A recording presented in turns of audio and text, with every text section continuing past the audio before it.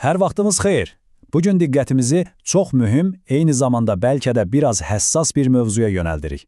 Söhbət ali təhsil sistemimizdə baş verənlərdən gedir.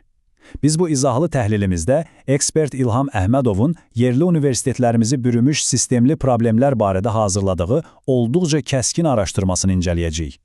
Bu material təhsil sektorundakı mövcud böhranı və müəllifin öz təbirincə desək, inkişaf illüziyasını çox açıq şəkildə işıqlandırır. Mövzunun dərinliyini endikcə görəcəksiniz ki, problemlər sadəcə səthdə deyil, elə birbaşa təməlin özündədir. Başladıq. Tamam, gəlin birbaşa mətləbə keçək. 20 il. Bəli, düz eşitdiniz. Nə az, nə çox, tam 20 ildir ki, yerli universitetlərimiz qlobal reytinqlərdə ardıcıl olaraq ancaq aşağı yerlərdə sürünür. Bu, 1 və ya 2 illik təsadüfi bir uğursuzluq deyil axı. Bu, 10 illiklər boyu davam edən və hər birimizi məyus edən dərin bir durğunluqdur. Müəllifin təhlilinə görə bu məyusluq tamamilə gözləniləndir, çünki qlobal arenada belə bir nəticə sadəcə qəbul edilməzdir. Bəs niyə axı bu vəziyyətə düşmüşük?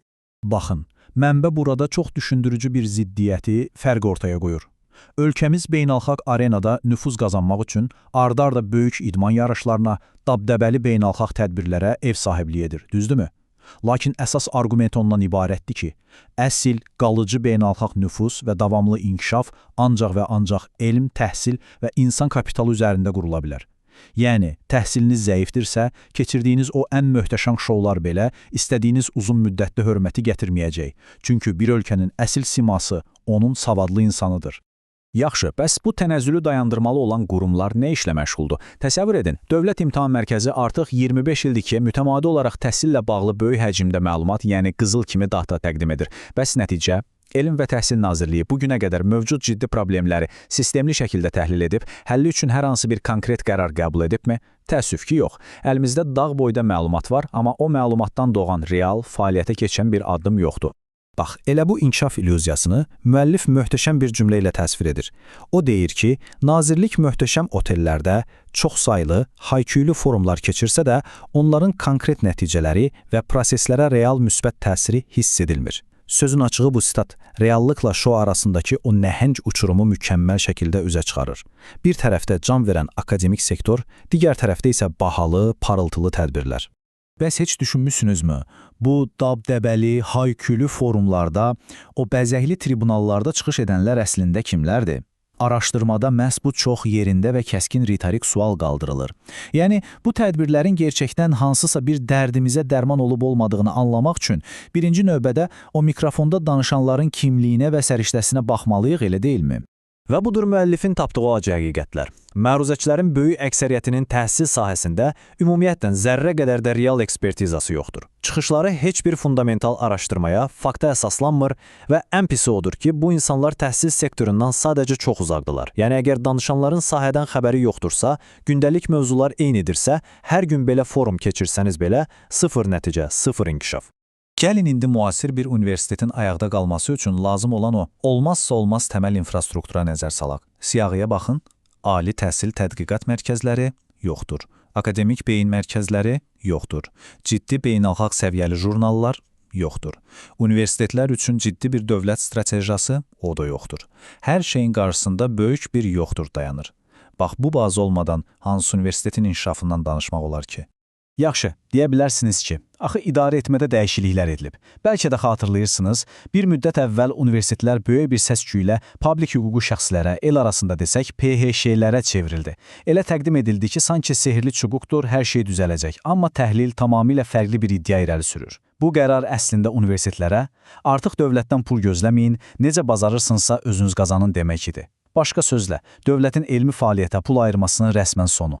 Və bu idarəetmə dəyişikliyinin yaratdığı bugünkü mənzərə sözün əsl mənasında faciəvidir. Universitetlərimizin gəlirinin 100%, bəli, tam 100%-i yalnız tələbələrin ödədiyi təhsil haqqından gəlir. Dövlət və ya özəl sektor tərəfindən elmə yatırılan investisiya isə nə qədərdir? Sıfır. Müəllif burada tam nöqtəni qoyur. Nə universitet özü elmə pul xərcləyir, nə də dövlət. Maliyyə olmayan yerdə isə elmin inkişaf etməsini gözləmək absurd olar.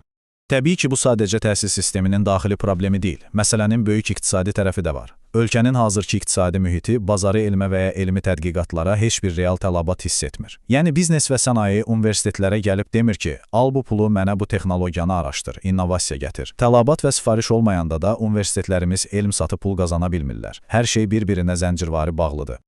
İndi isə işin ən ironik, bəlkə də gülməli tərəfinə baxın. Ölkədəki düz 50 universitetin hər birində arda-arda xüsusi innovasiya şöbələri və prorektorluqlar açıldı. Dedik yəqin ki, nəsə dəyişəcək. Amma nəticə nə oldu?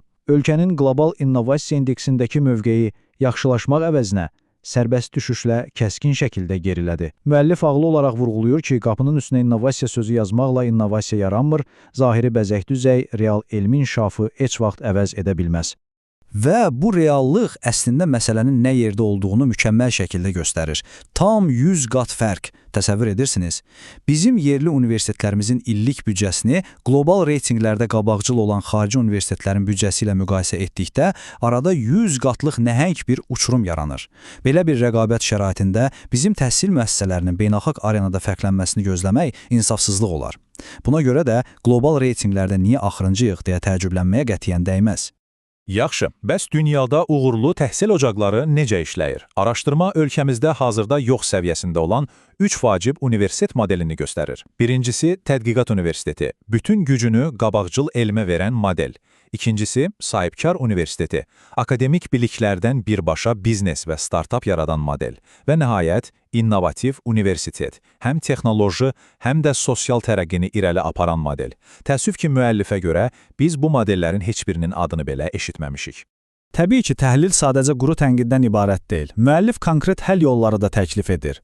Bəs çıxış yolu nədədir? Birinci addım olaraq universitetlər oturub kənardan nəsə gözləmək əvəzinə mütləq öz daxili imkanları ilə qrant müsabiqələri təşkil etməlidir. İkinci addım. Bu pullar boş-boş işlərə yox, birbaşa real inkişaf strategiyasını həyata keçirən layihələrə yönəldilməlidir. Və ən nəhayət üçüncü addım, yalnız bu dinamika sayəsində mövcud o dərin bataqlıq kimi durğunluqdan xilas olmaq mümkündür.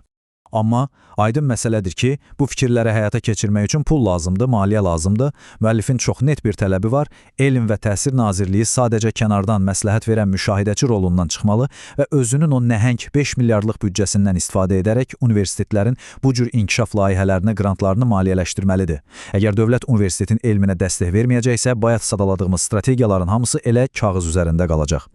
Və məhz burada biz gələcəyə dair iki fərqli yanaşmanı görürük. Təhlil göstərir ki, Nazirliyin hazırki rahat seçimi budur. İllər boyu yığılıb qalan idarəetmə səhvlərinə görə məsuliyyətdən qaçıb, bütün günahı alimlərin, müəllimlərin boynuna atmaq.